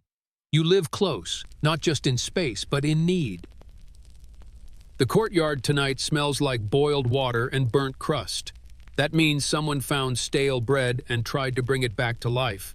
The fire in the corner is almost nothing, just a few coals in a rusted basin, but 5 people sit around it anyway. You know them, not all their names, but their coughs, their jokes, the way they lean in when the wind picks up. You sit without asking. There's no room, but you fit anyway. That's how it works. When you're poor, you become soft at the edges, pressable, foldable, part of the shape of others. Someone hands you a piece of something. Bread, maybe? It's hard to tell. It's soft in the middle, burnt at the edge. It tastes like smoke and dirt and memory. You eat it in 2 bites. You don't ask where it came from. You don't say thank you. They know you're grateful, just like you know they're hungry. No one speaks for a while. There's no reason to. Everything worth saying has been said already, somewhere, by someone, probably in this exact spot, probably last winter. You look at the fire. It's too small to warm you, but it gives you something to watch, something to face while your body folds in on itself. One man leans closer, rubbing his hands together like he's trying to remember what heat feels like. Another woman holds her child in her lap, her chin resting on his head, both of them still as statues. And then someone laughs. You're not sure why. It bubbles out from the man across from you, a dry, cracked laugh. He says something about his tunic being older than the Empire, and for a moment everyone chuckles. It's not funny, not really. But it's enough. It breaks the stillness. The laughter dies quickly, but the silence that follows is warmer. You look up, the sky is gray. Even at night, there are no stars. The lamps on the hill still glow, they always do. But down here, The light is in faces, in teeth, in the brief flash of eyes meeting without suspicion. A woman beside you shares a story about a fish she once caught with her bare hands. No one believes her. That's part of the fun. She describes it like it was a god, silver and furious and full of curses. Someone asks what she did with it. She says she let it go. It was too beautiful to eat, she shrugs. Everyone groans, but she smiles. You lean back against the wall. It's cold, but you're not. Not really. Because the boy next to you has dozed off and his shoulder is resting against yours. And the heat from the coals, though faint, has found a way to slip through your sandals and kiss your toes. And there's the faintest smell of garlic in the air. Someone, somewhere, had enough to cook tonight. You close your eyes, not to sleep, just to listen. There are no horses clattering here, no silver plates, no grapes.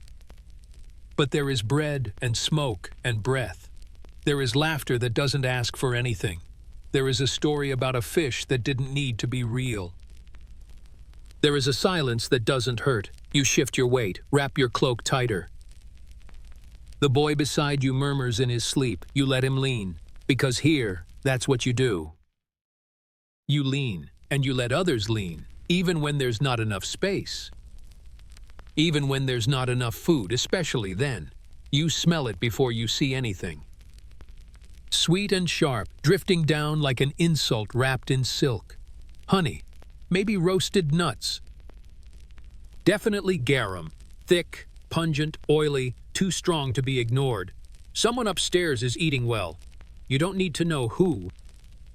Doesn't matter. The kind of person who never carries their own bucket, whose clothes don't have patches, whose cook seasons food with ingredients you've only seen on feast days, and even then from a distance. The scent slips through the floorboards, through cracks in the wall, curling into your room without asking permission. You breathe it in. You try not to care, but you do. Your own meal sits in front of you. A shallow bowl of bean soup, if you can call it that. Mostly water, cloudy and gray, with a few broken beans floating like survivors of something worse. There's a film across the surface. You stir it, it clings to the spoon. You pretend that's a good sign. That it means substance. That it means anything at all. You take a sip. It tastes like rust, like the pot wasn't cleaned properly, like someone used river water again. You cough once, quietly, then keep drinking. Not because it's good, but because it's yours. Because it's warm. Because there won't be anything else until tomorrow. Maybe. The ceiling above creaks. You hear laughter, forks on plates, a cup being set down too loudly. A woman's voice humming something tuneless. No arguments, no scolding. Just the kind of calm that comes with certainty. They know the food will keep coming. You set your bowl down and stare at your knees. The hunger isn't sharp anymore. That would be easier. You're past the point of craving. Now it's just emptiness. Dull, familiar, steady. Like a missing tooth your tongue keeps returning to. Someone knocks at your door. You don't answer right away. Not because you don't want company, but because you don't want to share. You hate that thought, but it's true. You only have half a bowl left. The knock comes again, softer. You sigh and open it. It's the boy from earlier, the one who fell asleep beside you near the coals. He's holding a scrap of bread in both hands like it might break if he breathes too hard. He doesn't speak, just holds it out. You stare at it for a second, then you nod. He tears it in half, gives you the bigger piece. You don't say thank you, neither does he. You sit on the floor, backs against the wall. The garum smell is still there, floating above you like it belongs to a better species. You both ignore it, mostly. You dip your bread into the soup. It softens, barely. The taste is the same, but now you're not eating alone. He finishes his half in 2 bites. Licks his fingers. You offer him what's left in your bowl. He shakes his head. Your turn, he says. 2 words, that's all. but they land heavier than any dinner bell. You eat slowly, not to savor, just to stretch it out. He leans against your arm when he gets tired again. You let him. You hear a chair scrape above. The voices start to fade. Soon there will be silence again. Just you and the boy, and the smell of someone else's feast drifting through a ceiling that doesn't quite seal. You close your eyes and hope that tomorrow it doesn't smell so good. Because sometimes that's the cruelest part, knowing what you're missing without ever tasting it. The rules aren't written for you. You've known that for a long time, maybe always. They exist, sure, etched into tablets, shouted in the forum, repeated by men in better sandals, but they weren't made to protect people like you. They were made to protect from people like you. You've never broken a law, but that doesn't matter. You've seen what happens when someone's face looks too defiant, when someone's voice is just a little too loud, when someone's silence is taken as resistance. Guilt doesn't need proof. It only needs a moment. You once watched a man get dragged out of a bakery for speaking after the gates had closed. He was hungry. That's all. He asked if there was any bread left, even stale. The baker said no. The man persisted. 2 soldiers nearby took that as reason enough. They didn't ask questions. They didn't give a warning. They hit him once, twice, left him there bleeding in the dust. The baker didn't blink, just shut the door and swept the steps. You learned something that day. Not about law, about timing, about volume. About presence. Sometimes just being there is the mistake. So now you move carefully. You walk with your eyes down. You speak only when spoken to, and even then, not too clearly. You nod more than you should. You agree to things you don't understand, because safety isn't in being right, it's in being small. You've never held a knife longer than it takes to cut a piece of rope, but your hands are always watched like they might turn violent. You've never shouted in anger. But your tone is measured, always, because if someone decides you're a threat, there's no trial, there's no appeal. There's just what they felt in the moment, and the crack of a stick to seal it. You pass the magistrate's office once a week. The doors are tall, clean, meant to intimidate. The guards there wear helmets polished like mirrors. You don't look at them. You pretend they're part of the wall. Statues, shadows. If they speak to you, you answer quickly and clearly. Yes, sir. No, sir. Of course, sir. Anything else is too risky. You've seen people arrested for less. A girl once got taken because she didn't move out of the way fast enough. She was carrying a jug. It spilled. One of the guards slipped. He cursed. She apologized. He grabbed her anyway. Said she'd done it on purpose. Her mother cried in the street. No one stopped it. The jug rolled into the gutter. You still remember the sound it made, like someone knocking on a locked door from the inside. You tell yourself you're careful. But careful doesn't mean safe. Not here. Not when your skin is dirty, your clothes are patched, your sandals have holes. That's what they see. Not your thoughts, not your honesty. Just your place, and your place is below the law, not outside it. Just far enough underneath to be crushed by it. You step into a market square and pause. There are guards today. 2 of them, standing too straight, watching too closely. You change direction without making it obvious. Pretend you were always heading this way. Turn your body like it's being pulled by something else. You walk slower, less suspicious that way. You feel their eyes on your back for 2 more steps, then they're gone. This is what survival looks like. Adjusting, shrinking, learning to disappear without leaving. At night, when the streets are quieter and the soldiers more bored, you avoid the torchlight. Stick to the alleys, not because you're hiding, but because they're looking. And if they don't find something soon, they'll make something. The law doesn't care about fairness. The law wants a story. And sometimes your face fits that story better than anyone else's. You take a breath, check your posture. Wipe your hands on your cloak like that makes you cleaner. You step forward, not bold, not afraid, just one more shadow that knows how to walk without making a sound. It doesn't take much. A misunderstanding, a glance held too long, someone else's lie, or simply being in the wrong place when someone important is in a bad mood. That's all it takes. No trial. No defense, just a word, a gesture, a guard's hand clenching a little too tightly on your shoulder, and you're being dragged. You don't scream. Screaming makes it worse. You've seen it, so you stay quiet. You hope the silence buys you something. It doesn't. The cell is smaller than your room. No window, no fire, no straw. Just stone, floor, walls, ceiling. You can't tell where one ends and the other begins. The cold isn't sharp. It's old, deep. It's not trying to hurt you. It's just doing what it's always done. It waits. It leeches. It settles into your bones like it's always been there. Your breath fogs, even in the dark. You curl into yourself, cloak wrapped around your shoulders, arms tucked in. You try to keep moving, small movements, toes flexing, shoulders rolling, anything to remind your body it's still being used.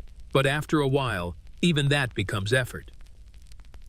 There's no sound but the slow drip of water from somewhere above. You count the drops, not to measure time. There's no rhythm. Just to have something to do. You wonder if it's rain, or if it's condensation from the walls, or if it matters. No one tells you how long you'll be here. Maybe a few hours. Maybe a day, maybe longer, maybe forever. You try not to think about that. You try not to think at all, but thoughts come anyway. You think of your blanket at home, the one that smells like old wood smoke and sleep. You think of the fire pit in the courtyard, even when it's almost out.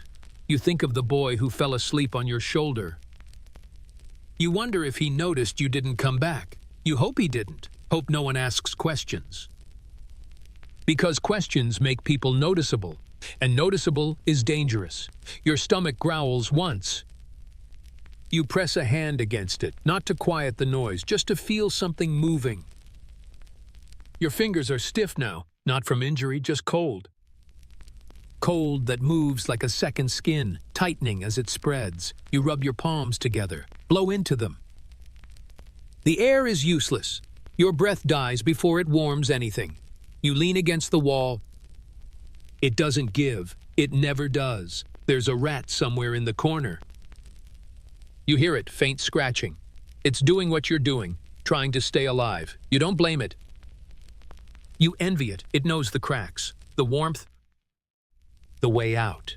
You rest your head on your knees. Close your eyes. Not to sleep. You don't dare. Sleep is when the cold sinks in deeper. When your body forgets to fight, when the stillness becomes permanent, you hum instead. A low sound, no words, something you heard once, years ago, maybe in a dream. A rhythm your ribs remember. It doesn't make you warmer, but it keeps you company. And then nothing, not a sound, not a thought. Just waiting, just breathing. And then the door creaks.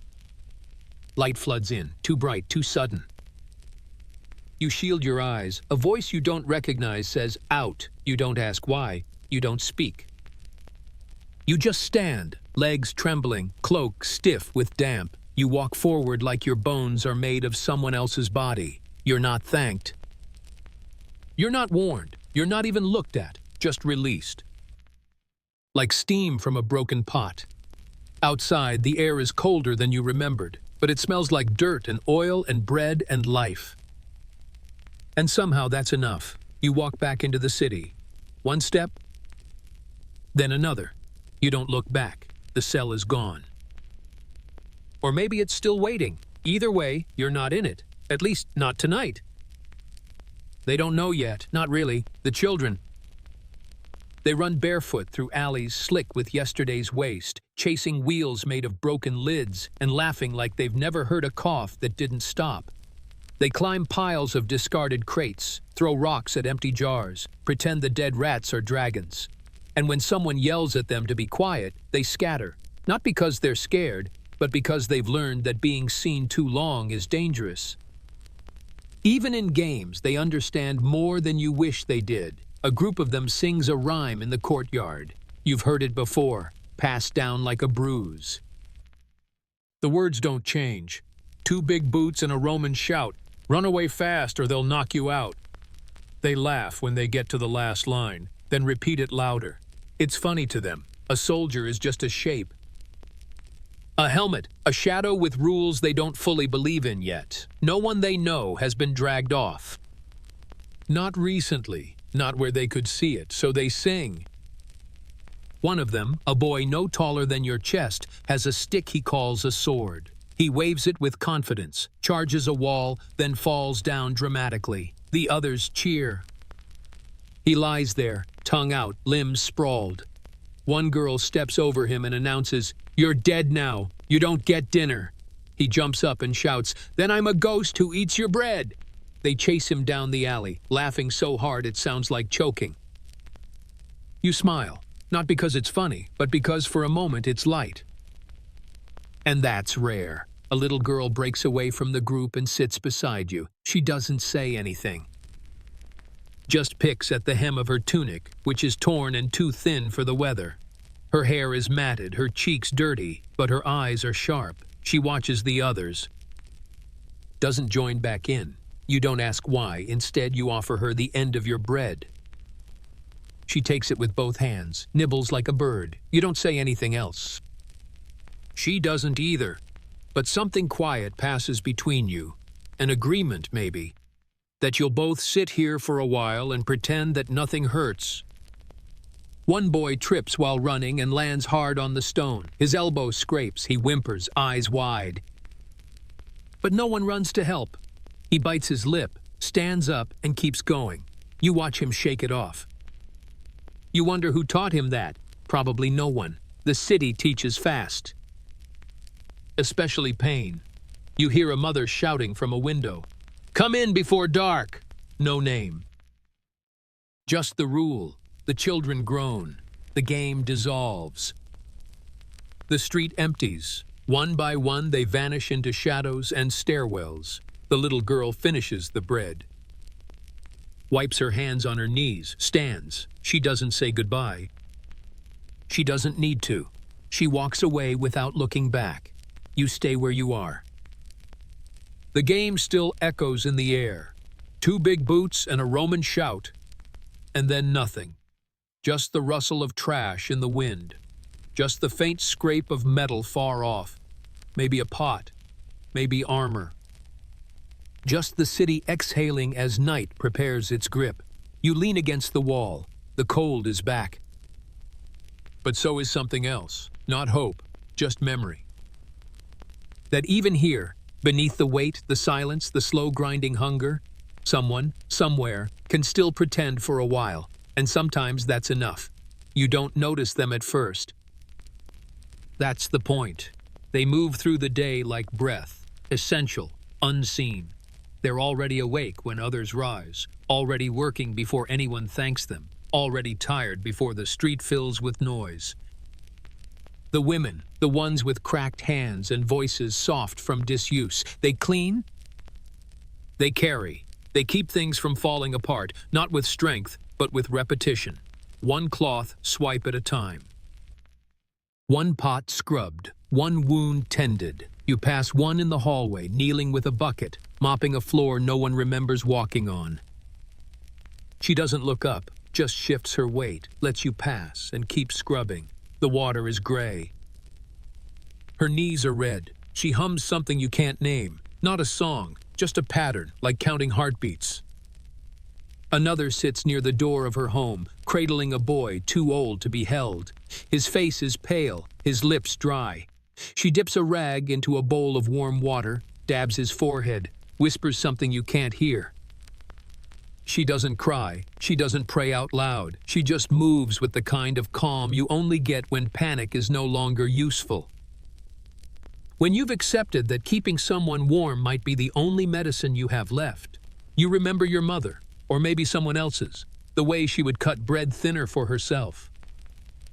The way she'd let others eat first, then say, "I'm not hungry tonight." A sentence you've heard from more than one woman, always with a smile that doesn't reach the eyes. You see a group of girls sweeping the courtyard after sunset. Their sleeves rolled, their hair tied back. They don't talk much. Just work in rhythm, pausing only to swat at the ash in the air. One of them coughs, the others glance over. No one says anything, but one girl switches places with her, takes the heavier side of the broom, and keeps going. That's what care looks like here. Not hugs, not words, just quiet substitution. There's a woman on your floor who teaches her daughter how to boil lentils with no lentils, just water and bark and a little salt. "It's the stirring that matters," she says. "It makes it feel full." The girl nods like it's normal, like this is cooking, like this is life. And maybe it is. You watch a young woman tuck rags under the windowsill to keep the draft out. She does it every night. No one told her to, no one helps her, but when she stops, the babies get sick. So she keeps doing it until someone else takes over, or until there's no one left to need it. You see them everywhere, bending, lifting, pressing, wiping, not because they're asked, because the absence of their effort would echo. Things would fall, mold would grow, bones wouldn't heal. Children wouldn't last the winter. They are not loud, they are not celebrated. They are the space between collapse and survival. They teach by example how to hold your breath when the pot boils too fast, how to wrap cloth around a leaking roof, how to tell a child they're safe even when they aren't. You remember one woman who lit a lamp every evening at the same hour, even when there was no oil. She'd sit beside it, pretending, just to give her son the illusion of light. He believed it. You did too. She died last year, but some nights you swear the corner still glows. They won't write stories about her, they never do, but if anyone's keeping the world from cracking, it's them. You exhale, and think about the ones still mopping, still boiling water, still telling lies for comfort. They don't call it sacrifice. They call it Wednesday. They sit in doorways, in corners, in patches of sun that barely touch the stone. The old ones. Bent backs, missing teeth, fingers that tremble even when there's no weight to hold. They don't speak unless spoken to. They don't move unless necessary. But their eyes are always watching, watching the street, the sky. The children, you, like they've seen this before, whatever this is, and know how it ends. Some tell stories, not because anyone asks, just because it's all they have left. You've heard them. The tales of a Rome that smelled of roses, where the aqueducts always ran clean, where soldiers marched proud and honest, and no one ever went hungry. You know it's not true. They probably do too, but it's the telling that matters, the rhythm, the ritual, the act of remembering something better, even if it never really was. An old man in your building used to talk about the sea. Said he'd touched it once, said the water was so blue it made your eyes ache. No one believed him, but no one argued. What would be the point? He wasn't trying to prove anything. He just wanted to say the word blue again and feel it stretch across his tongue. One woman, face folded like dry cloth, spends her afternoons with a needle and thread, mending clothes that will never be worn again. Sleeves from coats that don't fit, socks with more holes than fabric. She hums as she works, no tune, just sound. You think it's to keep the silence from swallowing her. The elderly don't ask for much. A warm place to sit. A piece of bread. A name remembered. Some get it. Some don't. You once watched a man sit on the same step every morning for a week. Then one day, he didn't. No one said anything. No one asked. The step just looked bigger after that. Some of them forget. You can see it in their faces, the way their eyes drift when someone speaks, the way they laugh at things no one else finds funny. One woman called you Lucius for a month. You're not Lucius. You never corrected her. She seemed happy to see you. so you played along. Others remember too much. You hear it in the sighs, in the pauses between sentences, the weight in their shoulders that never settles.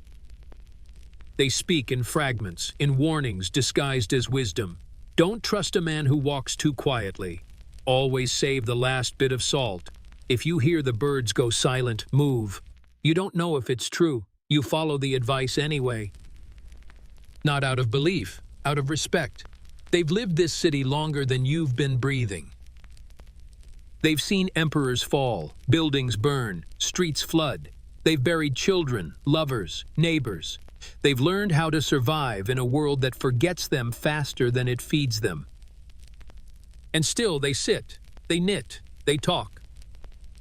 They remember, or they try not to, because sometimes memory hurts more than hunger. More than cold, more than silence. You sit beside one today. You don't say much, just listen. He tells you about a bakery that used to be where the well stands now. Says they sold honey cakes for a single coin. You nod. Let him talk. Let him drift. His eyes are watery but sharp. At one point he laughs and says, "Maybe I dreamed that. Maybe he did." But in this moment it's real, because he said it, because you heard it.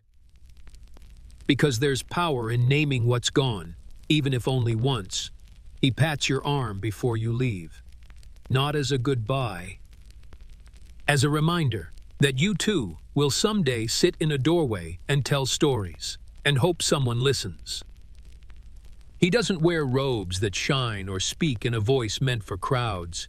He isn't the kind of holy man that draws attention. You almost didn't notice him at first. Just another quiet figure sweeping the steps outside a forgotten shrine.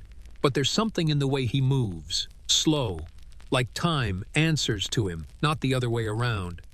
He's always there. Not preaching, not begging, just present. And that, in this city, is its own kind of miracle.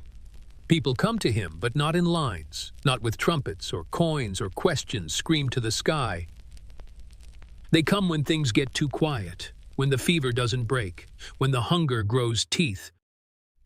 When sleep stops coming, they sit near him, sometimes across from him, sometimes just within earshot. They speak. Or they don't. It doesn't matter. He listens either way. With his hands, with his breath, with eyes that hold more than judgment, eyes that say, "I don't have answers, but I won't look away from your pain." You sat beside him once, not close, just enough to feel what it's like to not be alone. You didn't confess anything, you didn't know how. But after a while, he said, "The body survives by habits. The soul survives by noticing." You didn't understand it at the time. You do now. He never gives advice the way others do. No instructions, no promises, just fragments. Sentences like stones dropped into a deep well. You catch only the ripples. Sleep on your left side when the cough gets worse. Warm your shoes with bricks, not fire. Breathe through your nose when the plague comes, if you can. You don't ask where he learned these things. Maybe from books, maybe from watching people die, maybe from being close enough to suffering for long enough that the patterns became familiar. There's a rumor he used to be someone important, a scribe, a doctor, a senator's son. People say lots of things about quiet men. Most of them are wrong. You never ask, because he doesn't ask who you are either. He doesn't care what you've done, only that you're still here. He never rushes you. He never ends the conversation. He just waits for your silence to feel finished. Then nods, then sweeps the step again. The shrine he tends is old. The paint is faded, the statue inside is missing an arm, the altar is cracked.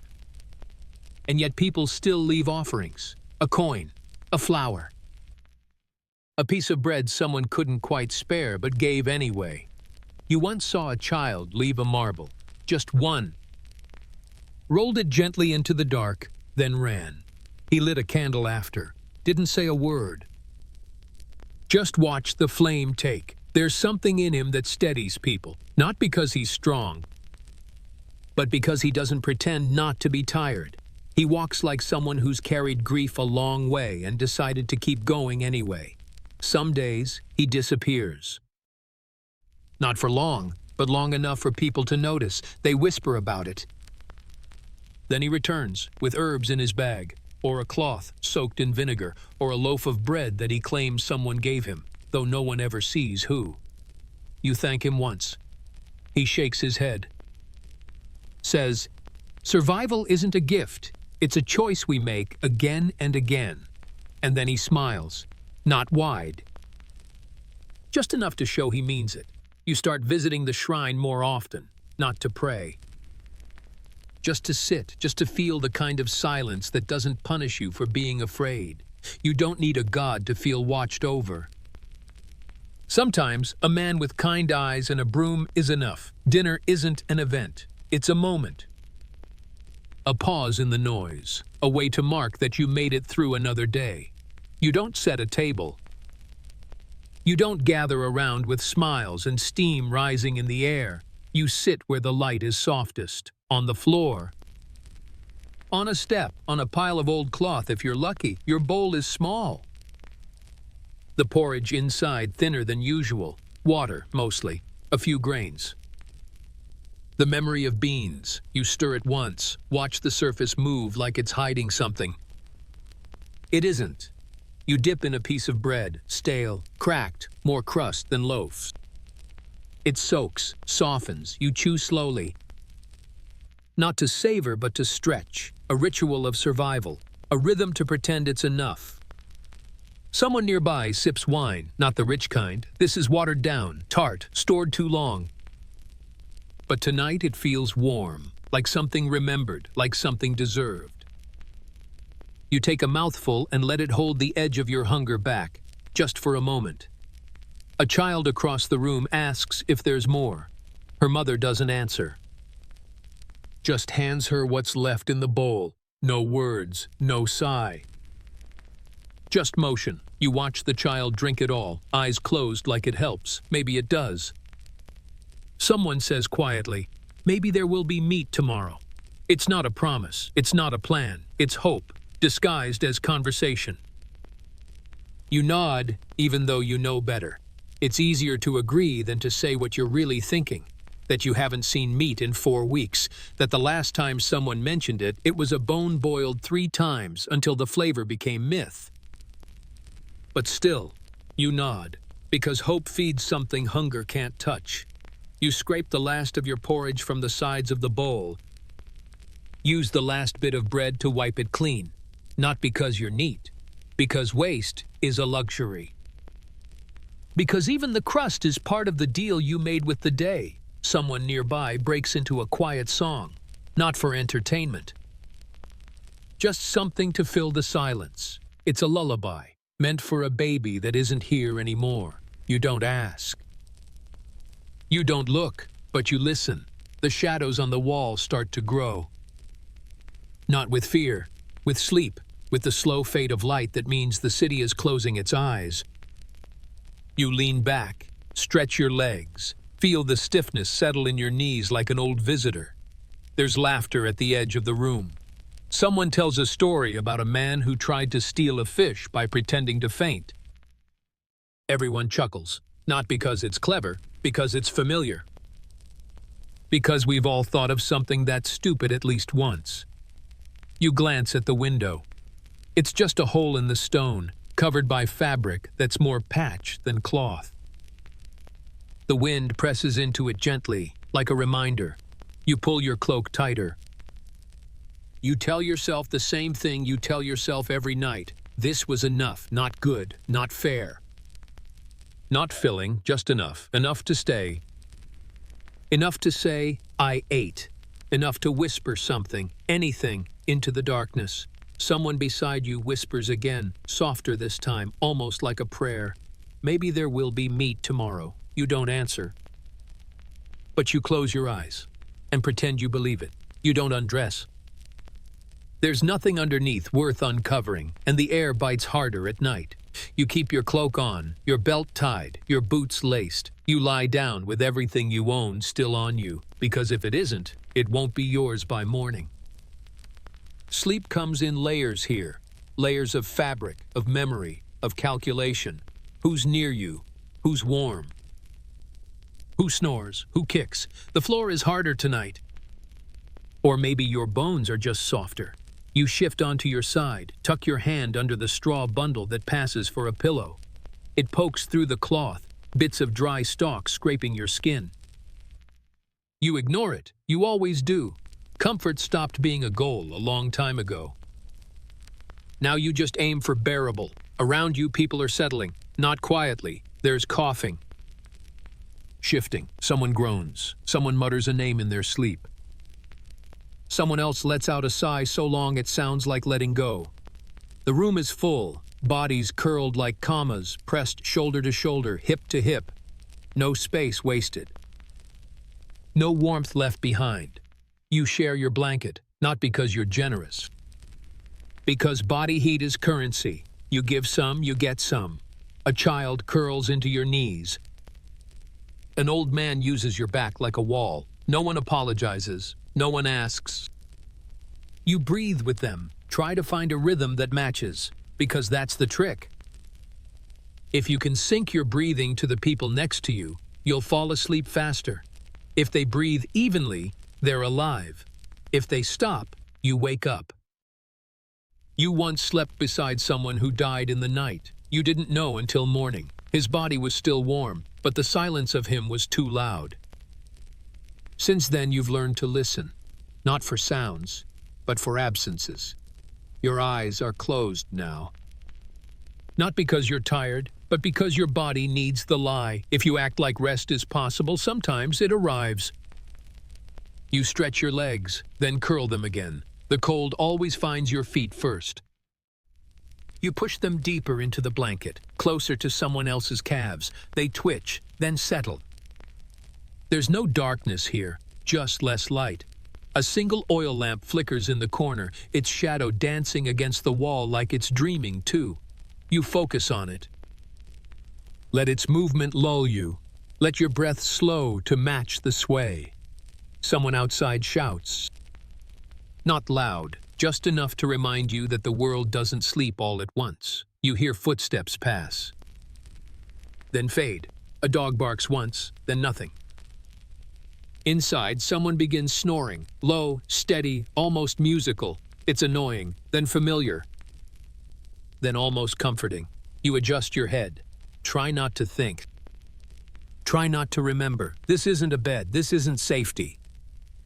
This is pause. A break between effort and effort. A space where the world holds still just long enough for you to dream of something gentler. You breathe in, smell dust, wool.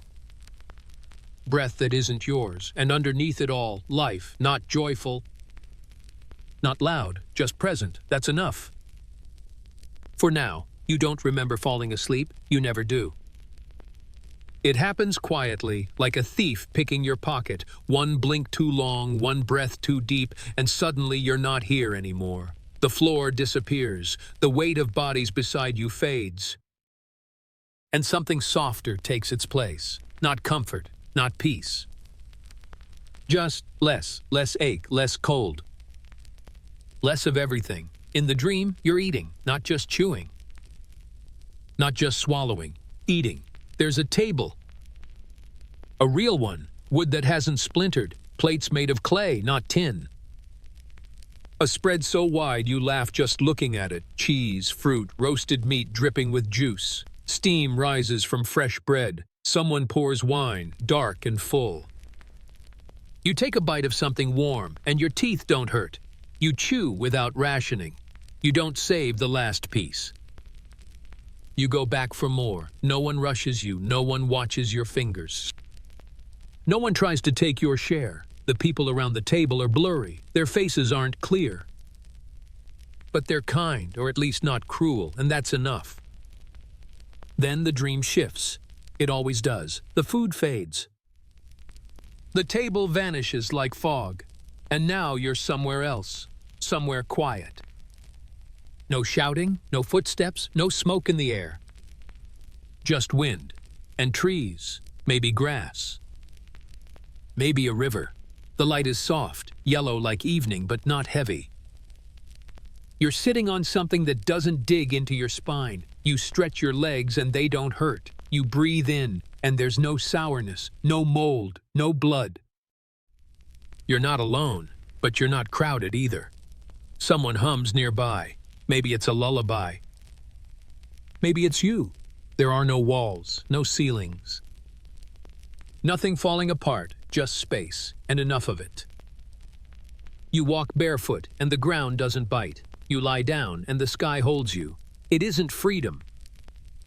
You don't even know what that would feel like, but it's stillness. And that's more than you've had in years. Then something shifts again. The dream tilts. The sky turns too bright. The ground starts to crumble. Voices rise, angry, sharp, familiar. A hand grabs your arm. You pull away. You're not ready to go back, but the dream is already dissolving. The bread is gone. The river is dry. The wind is just breath now. Yours. You open your eyes. The ceiling is cracked. Your mouth is dry. Your legs are numb. You're back. Someone beside you coughs in their sleep. Someone else shuffles under the blanket. The lamp in the corner has burned out. You're in the dark again. But for a moment, just before the cold returns, you hold on to the taste of that dream. Not the food, not the river. The feeling that maybe somewhere the world is gentle, and maybe for a while it let you visit. What if it were you? Not reading this, not watching from a screen, not listening with headphones, not wrapped in sheets that smell like detergent and safety. But here, right here, in this room, on this floor, in this body, you wake up cold, always. The kind of cold that never leaves your joints. Your bed is straw, thin and patchy, wrapped in a blanket you share with two others. You don't stretch when you rise. You fold upward, careful not to disturb what little warmth remains. You don't speak, not yet. Mornings are for silence, for checking who's still breathing, who's already gone. There's no coffee waiting, no faucet. No toothbrush, just a bucket, just water that smells faintly of iron and old wood. You splash it on your face, you don't dry off. The wind does that for you. You dress in what you slept in. There are no fresh clothes, no soft cotton. Just fabric stiff from wear, from weather, from years. You lace your sandals, one string snaps. You tie it tighter. Good enough. You step outside and the street is already alive. Not buzzing, not joyful, moving. A man shouts about fish. A woman slaps her child for walking too slow. A donkey relieves itself in the middle of the road. You sidestep it without thinking. You've done this before, every day. Your whole life, you feel hunger immediately. It's not a surprise. It's not even a question. It's the backdrop, like dust. Like noise. You have a piece of bread tucked in your cloak from last night. You eat half. Save the rest. There might not be anything else later. Someone bumps into you. Doesn't apologize. You don't expect them to. You don't even turn to look. You walk. You work. You carry. You bend. You wait. You get told no. You get told again. You cough once and wonder if it's something. You tell yourself it's not. You tell yourself that every time. You hear a soldier shout, and your body tenses before your mind catches up. You weren't doing anything wrong. Doesn't matter. You walk faster, not too fast. Just enough. You think of water, but the well's crowded. You wait in line. Someone skips you. You say nothing. You feel your stomach turn, but there's nowhere to go. The latrine is shared, foul, full of eyes that don't look away. You hold it, until later. Until it passes, or doesn't. You laugh once. Not because anything's funny, just because someone else did. It feels good. You hold on to it for an extra second. Then it's gone. The sun sinks. Your back aches. You walk home. Home is noise and heat and people packed into corners. It's someone coughing, someone whispering, someone praying for something as small as dry wood. You sit down, not because you're done, because there's nowhere else to go. You eat what's left of your bread. You chew slowly. You don't complain. You wrap yourself in your cloak. You lay down. You breathe. And then you wake up again. What if that was you? No power. No running water, no mattress, no privacy. No one remembering your name unless they need something. Would you survive? Could you? Not as a tourist, not for a day, as you... All in. No escape, no restart. Just breath, just heat, just hope. Just hunger, every single day. Would you find beauty in scraps? Stillness in noise? Would you learn to love with nothing to give? Would you remember who you were before the world made you small? You don't have to answer, just know someone lived that day and someone else didn't. But you're here now, listening, and for a moment, this story is yours. The world is different now, that much is obvious. There's glass instead of clay. Wires instead of fire. You wake up in a room with walls that hold heat, with lights that answer to your fingertips. You have a name that floats in 1,000 databases, an identity that pings every time you swipe, tap, type. You carry a device in your pocket that holds more stories than any library in Rome ever dreamed of. But you still feel alone. Not always. Not in a way that shows, but somewhere deep, beneath the noise and the glow and the scroll and the click, you still fear disappearing. You eat when you want now. Sometimes too much, sometimes nothing at all. The food arrives in boxes, in plastic, in silence. You chew while watching people who don't know you exist. You don't fight for scraps anymore. You fight for attention. You speak and you wonder if anyone really hears you. You post and you wait for strangers to tell you you're real. You laugh and then you check who liked it. You used to fear hunger. Now you fear irrelevance. The streets don't smell like horses and smoke. They smell like fuel and speed and fried oil. You don't step over waste. You step over the unseen expectations of everyone around you. Walk faster. Smile more. Be something. Be someone. Be worth remembering. You tell yourself you're free, and you are. Mostly. But you still flinch when a voice rises too quickly. Still apologize for taking up space. Still wonder if you've done enough to matter. You sleep in a bed now, soft. Warm, yours, but you lie awake. Staring at a ceiling that doesn't leak. Still wondering if you've said the wrong thing. Still worrying if you're too much. Or not enough. Still afraid that someday people will stop checking in, stop noticing. Stop calling, stop remembering. The world has changed. But not the part that aches when no one looks your way. Not the part that needs someone, anyone to say, you still matter. You're not invisible. You were here. And that's what this story is, isn't it? Not just a trip into the past, but a mirror, a reminder that people have always wanted the same things. To be warm, to be safe, to be seen. To be loved, to leave something behind. So yes, the city has changed. The gods have changed, the language, the clothing, the politics, but not the fear.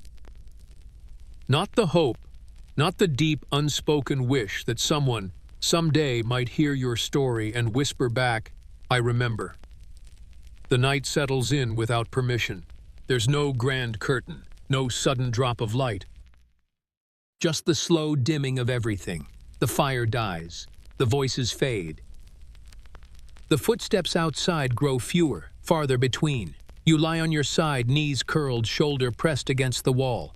The stone is cool now. Familiar. You've shaped yourself to fit it, or maybe it has shaped to fit you. Your body aches, but in the way it always does, not pain, just the echo of being alive. You stare at the dark. You listen. You hear breathing. Not just your own, Others close, slow, uneven, some shallow, some deep. Each one a reminder, you're not alone. Someone coughs, someone shifts.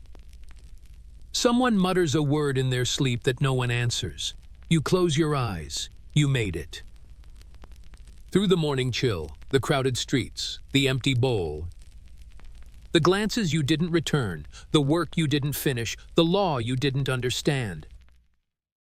The silence you kept, the names you forgot, the hope you borrowed. You made it. No one handed you a medal, no one will write it down. But here, in this quiet, that truth is everything. You survived, not triumphantly, not clean, but completely. And that is no small thing, because this place doesn't care if you win. It only asks, did you return? Did you come back to your mat, your corner, your shared blanket? Did you close your eyes with your heart still beating? Then yes, you lived. You don't dream tonight. You don't need to. You've already lived a story. You've already carried it. And now you lay it down. Like a pack at the end of a long road. Not forever. Just for now. Let the stone hold your spine. Let the breath slow. Let the weight soften. Let the city fade. Let the name slip away. Because in this moment, with no witness, no noise, no celebration, you've done what so many could not. You survived one day in ancient Rome, and tomorrow begins again.